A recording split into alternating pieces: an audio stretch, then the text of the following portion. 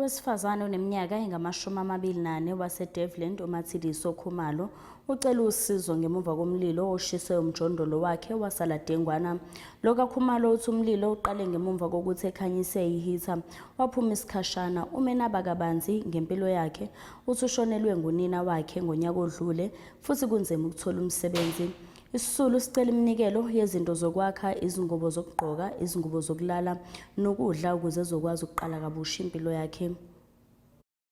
uMatshidiso Khumalo waseDevland ucela uncedo ngeminikelo emva kokuba etshelwe izinto zakhe kumlilo othe wavumbuluka kumkhukhu ahlala kuwo. Lo wasetyhini uneminyaka engama-24 nongenabani uthi esisehlo somlilo simshiye edinga kuba akanawo nomsebenzi. Inkinga ngathi kube ugesi wethu lo wasepalini. Umakhelwane wethu uqale washelwa i-iron nespeaker. Mina ngisema ngifike endlini ngangena ngaplug i-heater. Uphuma kwami yabhasta yashisa yonke into. Ngafethe kabuhlungu ngoba into zakamama ebengangishiye nazo ushone last year December. So kushe yonke into nje. Into bezingikhumbuza yena asekho. Situation ibhad ngoba ngisebenzi angazi manje ukuthi ngizoya kanjani phambili. Ya ngishelwe iyo yonke into. Nalomkhukhu lobo umkhulu bokuyi2 and half room. Noma so yi1 room. Anginalutho kwamanje.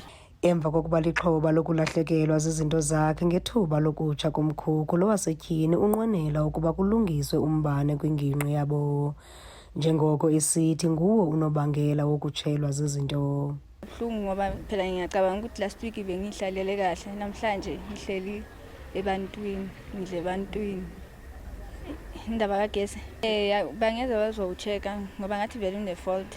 Namanje into zakasisi ngapha ziyasha amalaplaga. Ngathi une fault vele from le eBalini ngoba share intambo eyi1 nomakhelwane wangapha. Nabani na ongathi akwazi ukuba afake isandla ukwenza umnikelo angaqhagamshelana negqiza lendaba zeSoweto TV kule nombolo ithi 081 531 8857. Kwiindaba zeSoweto TV ndinguNomzabalazo Mduka eDevland.